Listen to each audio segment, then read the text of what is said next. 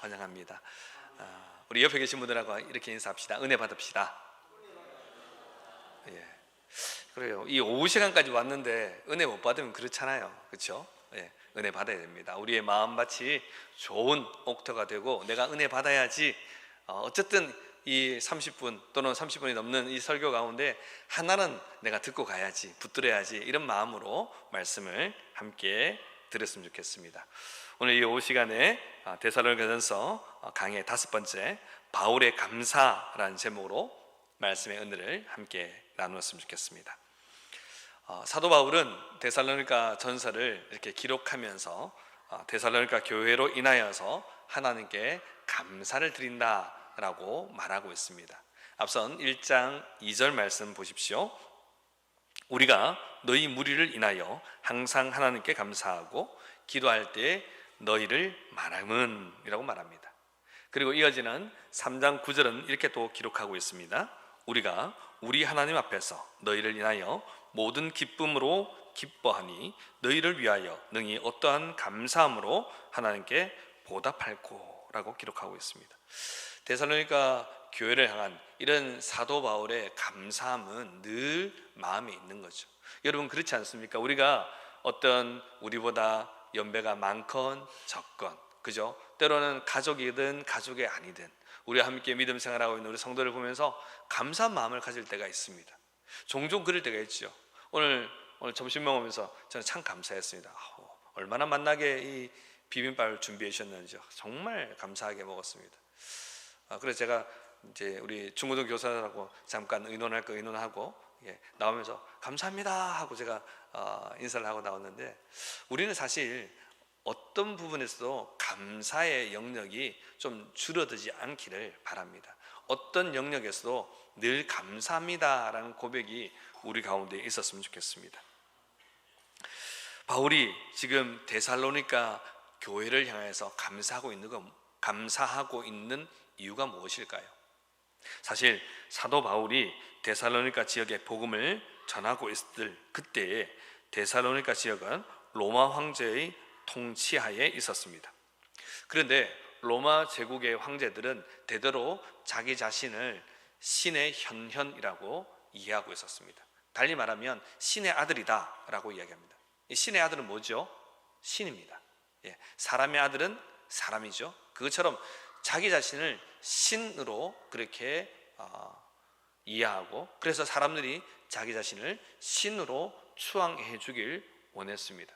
그래서 항상 로마의 황제들은 대대로 그 황제들 한 명 한 명은 다 자기 자신을 향하여서 로드라고, 주라고 고백하길 바랬습니다. 그리고 강력한 통치를 그 제국 내에서 행했죠. 이것이 로마 황제들의 모습입니다. 더더군다나 이렇게 황제를 높임으로 말미암아 사람들이 참으로 황제가 그러한 양 이해하게 됩니다. 이제 사실이 아닌 것이 사람들이 많이 이야기함으로 말미암아 실제가 되는 거죠. 요즘식으로 이야기하면 가짜 뉴스입니다. 그랬어? 그랬어? 그래서 했는데 그랬어? 라고 되는 거죠. 처음에 물음표가 되다가 나중에 마침표가 되고 나중에 이제 강력하게 느낌표가 찍히는 것처럼 말입니다. 이 사람들은 당시 로마 황제를 향해서 황제 숭배 사상이 있었습니다. 그래서 이 황제에 대해서는 그 누구도 터치할 수 없었습니다. 그런데 이 황제를 향해서 사람들은 노드라고, 주라고 고백하고 있는 거죠. 자, 그런데 이 황제 숭배를 하게 되면 어떤 일이 있느냐면 이 본국, 이 로마 수도에서 이 로마 황제를 향한 숭배 사상이 좀 많은 도시들, 여기에는 전폭적인 지원을 해주는 거예요. 반대로 좀 적다 하면 지원이 적은 거예요. 이게 일반적인 그들의 그때의 형편이었습니다. 자, 그런데 사도 바울이 하나님의 인도하심을 따라서 또 다르게 말하면 유대인들의 핍박 때문에 이곳저곳으로 계속 발길을 옮기면서 복음을 전하고 있지요. 그런데 그러다가 지금 데살로니가까지 왔어요. 이곳에서도 여전히 그는 무엇이라고 말합니까? 예수가 우리의 유일한 구원자라고 말합니다. 예수님이 우리의 왕이라고 말하죠. 예수가 우리의 주다, 주인이다 라고 고백합니다. 그 주님을 믿고 따라야 된다라고 전파하게 되죠. 고린도후서 4장 5절 말씀 보십시오. 우리가 함께 읽습니다. 우리를 전파하는 것이 아니라 오직 그리스도 예수의 주 되신 것과 또 예수를 위하여 우리가 너희의 종된 것을 전파함이라. 아멘. 바울은 예수님이 메시아다라고 선포합니다. 예수님이 그리스도가 되신다라고 말합니다. 예수님이 우리 주가 되신다라고 고백하는 거죠. 중요한 것은 데살로니가 지역에 살고 있는 사람들이 바로 이 복음을 듣게 되는 것입니다. 자, 그러면 어떤 일이 생길까요? 사도 바울이 전한 이 복음을 받게 되면 예수님이 주가 됩니다. 그런데 당시 사람들은 로마의 황제를 주라고 칭하고 있지요. 그런데 황제가 아닌 예수님을 왕으로 주로 모셔드리게 되는 것입니다. 그러니 사도 바울이 전하는 이 복음이 전파될 때에 믿는 사람도 있었고 믿지 않는 사람도 있었는데, 믿지 않는 사람들은 여전히 로마 황제 숭배 사상에 빠져 있는 거죠. 그런데 또 다른 사람들이 이제 이것을 버리고 예수를 믿고 있더라는 거죠. 예수를 주로 고백하며 예수를 왕으로 고백하며 살아가더라는 거죠. 그러니까 이 사람들은 인애들이 많아지면 당연히 우리 도시에 황제 숭배하는 사람이 적어지게 될 것이고, 적게 되면 우리 도시는 지원을 적게 받게 될 것이고 우리 도시는 어려워지게 될 것이다 라는 인식이 있는 거죠. 그러니까 당연히 예수를 믿는 사람들을 여전히 믿지 않는 사람들이 핍박하게 된 것입니다. 다르게 말하면 이 데살로니가 지역에서 예수를 믿는 사람들은 이제 불이익을 넘어서 생명의 위협을 받고 있었던 것입니다. 그들은 믿지 않는 사람들부터 괴롭힘을 당하고 또 핍박을 당하고 있었죠. 이런 정황 속에서 데살로니가 교회가 세워지게 됩니다. 자, 그런데 이렇게 세워진 데살로니가 교회가 어떤 일이 있느냐 하면 폭발적인 성장을 하게 됩니다. 물론 그것은 다름 아닌 하나님의 은혜이죠. 교회가 부흥하는 것은 오로지 하나님의 은혜입니다. 자, 그런데 그 은혜 속에는요 또 하나 무언가가 담겨 있습니다. 물론 오늘 이 시대에는 회개와 또 성도들이 열심히 필요합니다. 그것이 항상 부흥하는 교회에 공통적으로 나타나는 현상입니다.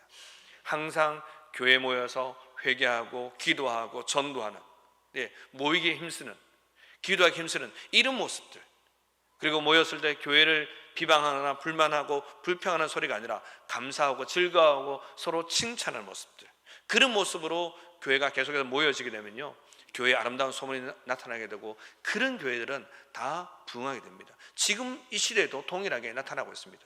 자, 그런데 오늘 본문에 등장하고 있는 이 데살로니가 교회는 하나님의 은혜로 말미암아 부흥하고 있는데 이들은 또 다른 하나의 모습을 보이고 있습니다. 좀 세부로 들어가 볼 때에 그들은 말씀에 대한 태도가 남달랐습니다.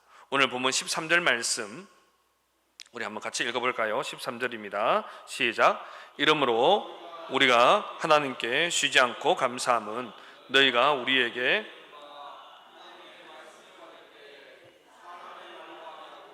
하나님의 말씀으로 받음이니 진실로 그러하다. 이 말씀이 또한 너희 믿는 자 속에서 역사하느니라. 아멘. 데살로니가 교회를 이룬 이 데살로니가 지역에 살고 있는 사람들이 누구로부터 말씀을 듣습니까? 사도 바울, 그리고 그 일행으로부터 말씀을 듣게 되는 거죠. 그들이 전해준 복음을 듣고 변화를 받습니다. 그리고 이제는 교회까지 이루게 되는 것이죠. 다시 말씀드리면 데살로니가 지역에 살고 있던 사람들은 꿈이나 환상이나 구약의 선지자들이 나타나서 말하는 것처럼 그렇게 전해준 복음을 들은 것이 아닙니다.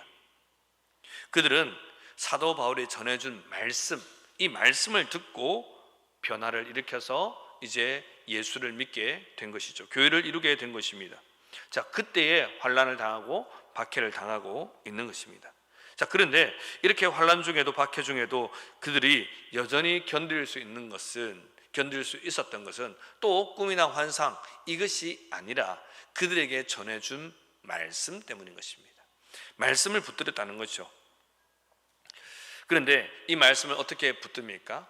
오늘 본문에 등장하는 것처럼, 나타나는 것처럼 그들이 말씀을 들을 때 사람의 말로 받지 않았다는 것입니다. 그들을 향하여 전해주는 이 사도 바울의 입술에 들려지는 말씀을 다 하나님의 말씀이요 하나님의 음성으로 들었던 것입니다. 사랑하는 성도 여러분, 이것은 오늘 이 시대에도 동일합니다.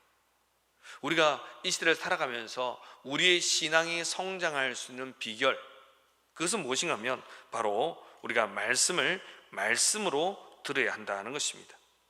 특별히 우리는 또 마음에 이런 마음이 있습니다. 그 옛날 또는 또 몇십 년 전에 꿈이나 환상 혹은 특별한 은혜로 내게 말씀하시고 또 많은 신앙의 선배들에게 또 우리 신앙의 동지들에게 말씀해 주시고 보여주셨던 그 특별한 그 무언가가 우리 가운데 나타났으면 좋겠고 내게 임하여 줬으면 좋겠다라는 생각을 가질 때가 있습니다.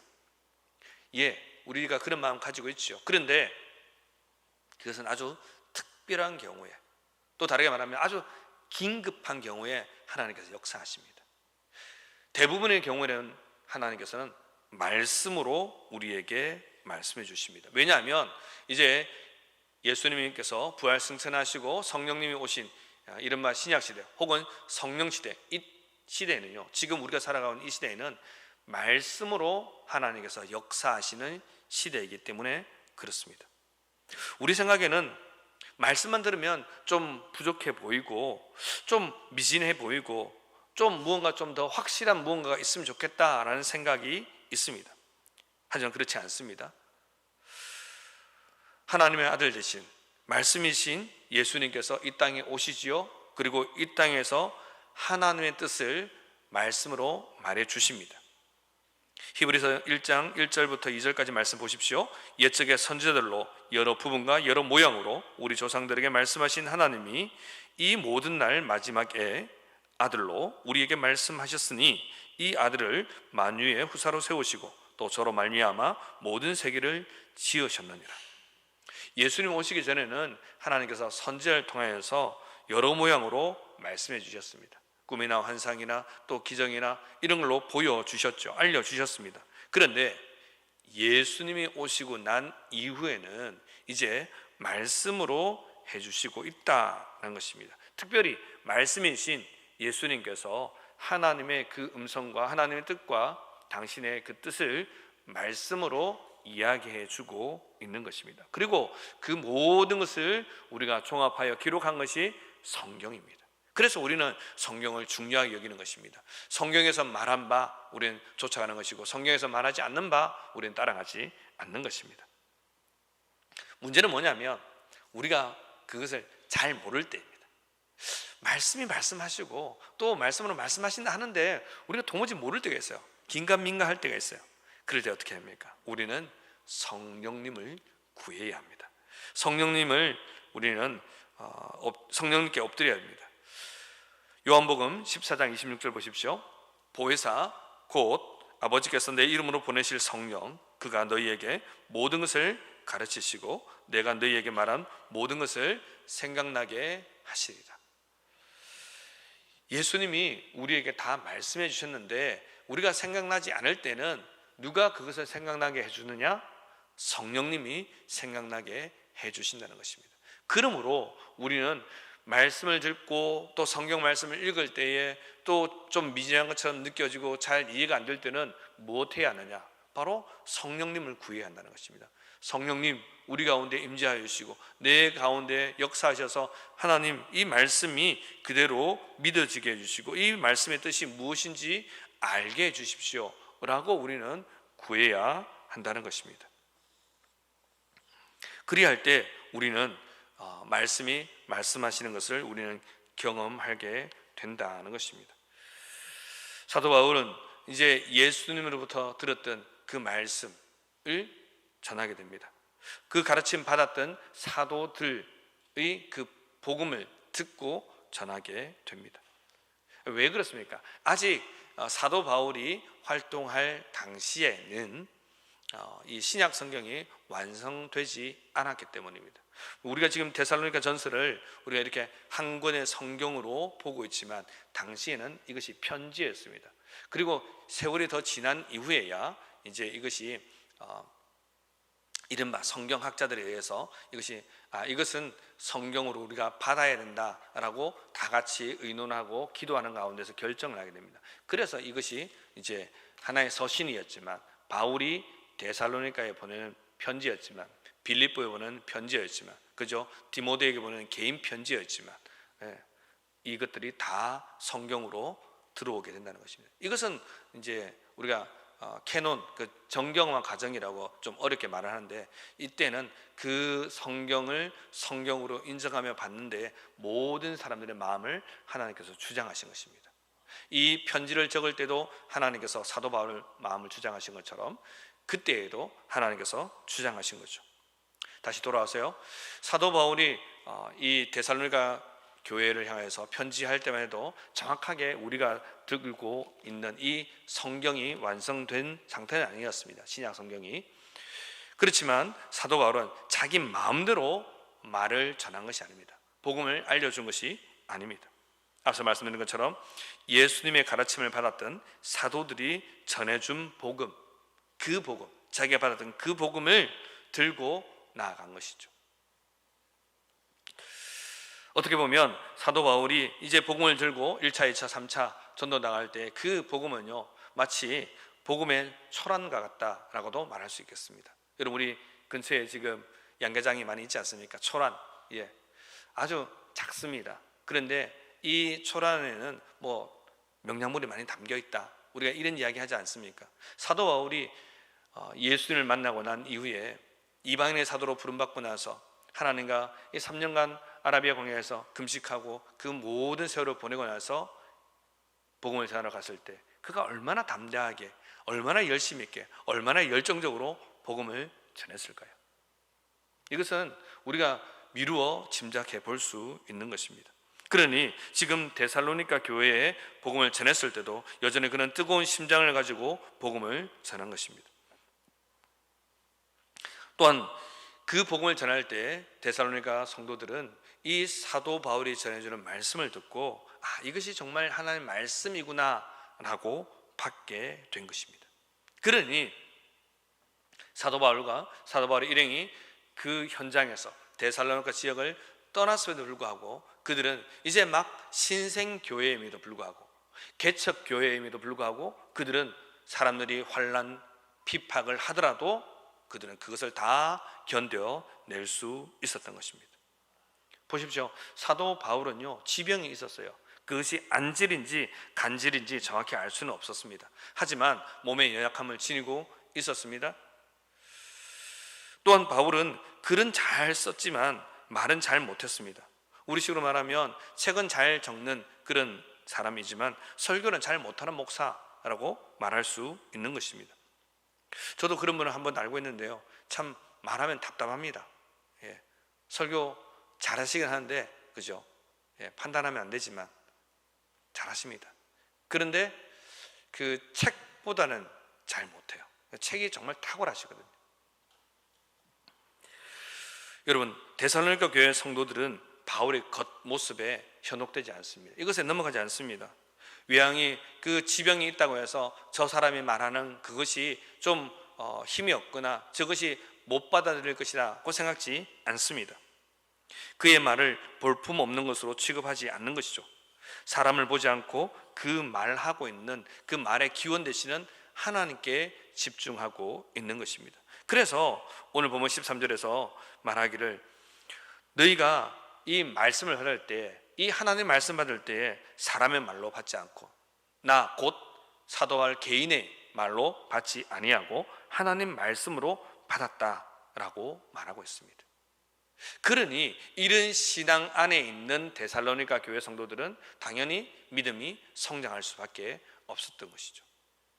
동일한 표현이 비슷한 이런 맥락에 있는 모습이 사도행전 10장 33절 이하에 나타납니다. 사도행전 10장 33절 말씀 우리 같이 읽어볼까요? 시작.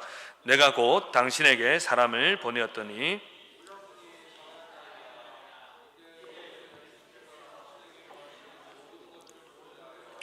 다 하나님 앞에 있나이다. 아멘.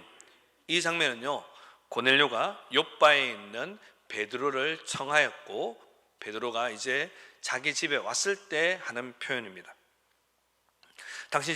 당신이 우리 집에 왔으니 참 잘했습니다. 만나서 반갑습니다.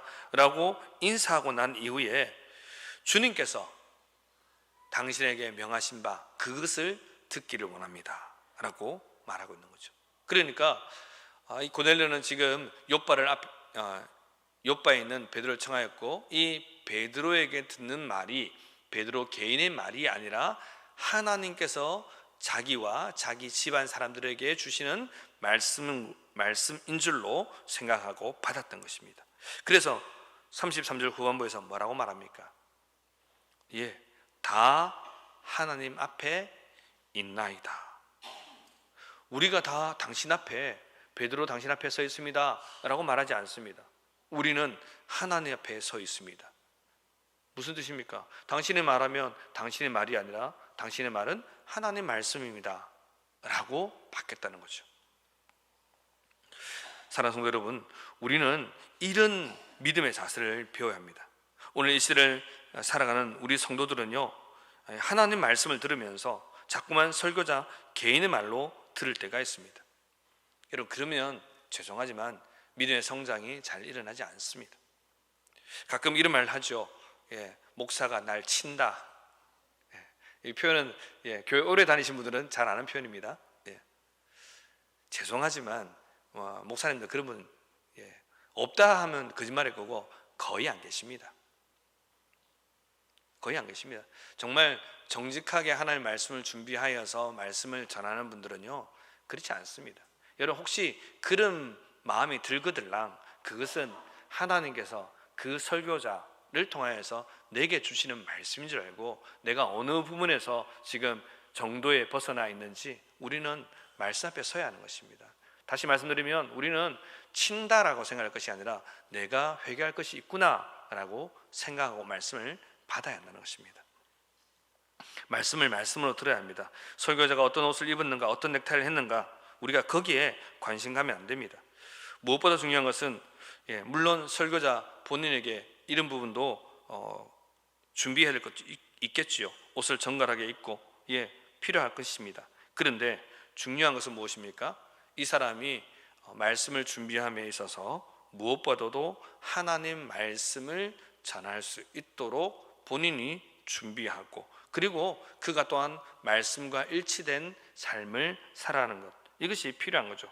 중요한 것은 설교자가 그렇게 준비하여 말씀을 전한다면 말씀을 듣는 우리들은 그 말씀을 하나님 말씀으로 받고 들어야 한다는 것입니다.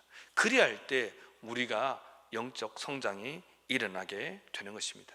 여러분, 우리 외사례 교회는 우리 무목사님, 우리 담임 목사님 이렇게 오랫동안 말씀을 전하시고 계속 오전, 오후, 또 수요, 금요, 새벽 이렇게 말씀을 전하시니까 우리 목사님 뵙죠, 그죠?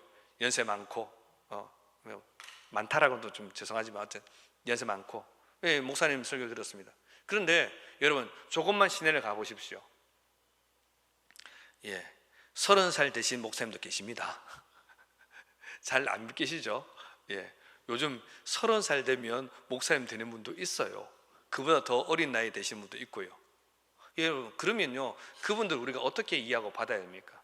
나보다 나이가 한참 적으니까 아들뻘이니까 나 아들뻘보다 더 안 되니까 그렇게 받아야 합니까? 아닙니다. 강대상에 올라서는 순간 그분이 전도사님이거든, 그죠? 강도사님이거든, 목사님이거든, 선교사님이거든, 그 직분에 관계없이 하나님께서 저 사람을 통해서 우리 교회에 또 이 예배 시간에 우리 공동체에 내게 어떤 말씀을 주시는가 우리는 겸손하게 말씀 앞에 서야 하는 것입니다.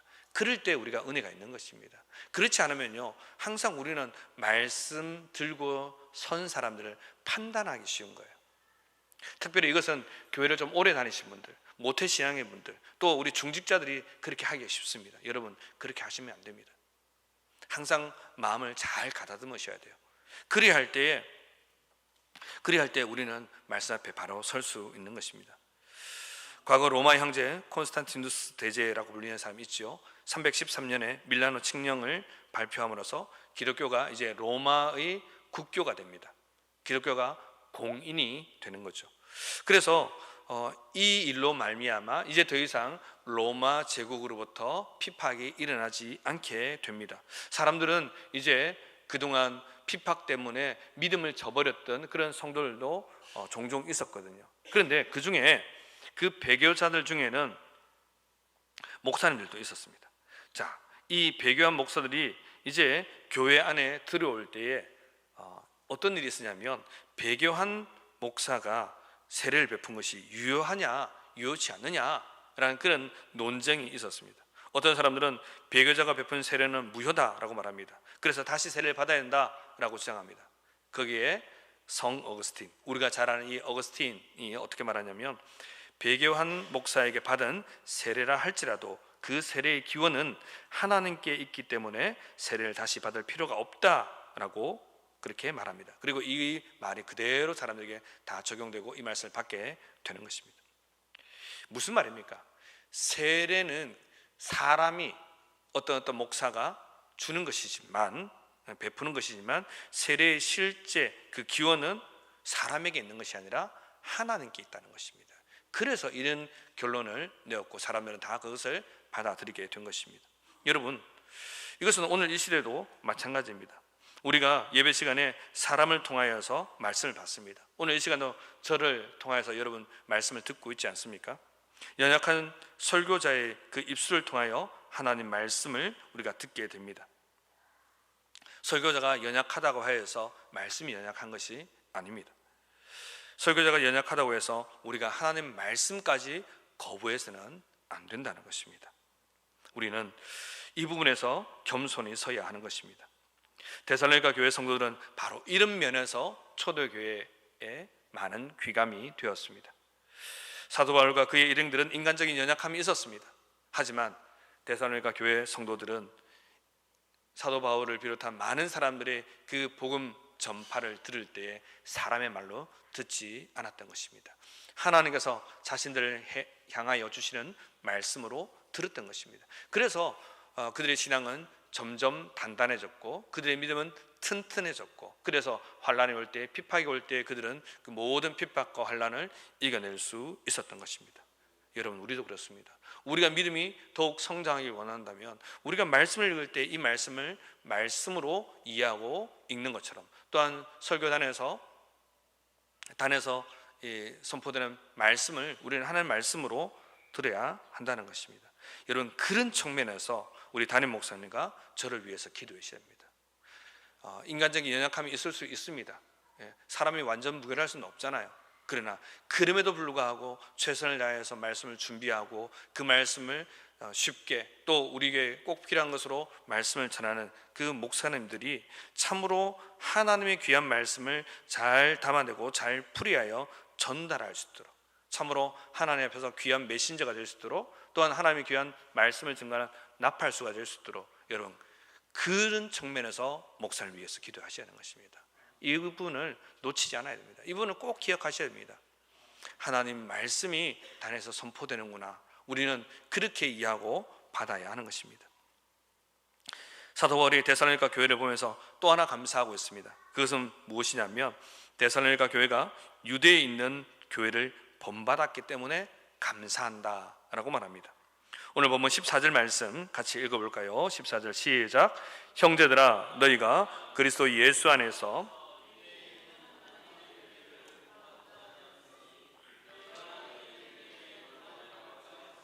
너희도 너희 나라 사람들에게 동일한 것을 받았느니라. 아멘.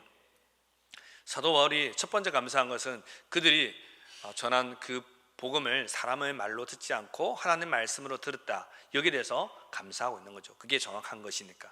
두 번째로 감사한 것은 이 데살로니가 교회가 이제 유대 교회들처럼 행하고 있더라, 유대 교회의 모습을 본받고 있더라, 그래서 감사한다라는 것입니다. 그런데 여기서 본받고 있는 것은 무엇입니까? 다른 것이 아니라 바로 고난을 본받고 있는 것입니다. 고난을 본받는 것이 무슨 감사가 될까? 얼른 이해가 되지 않습니다.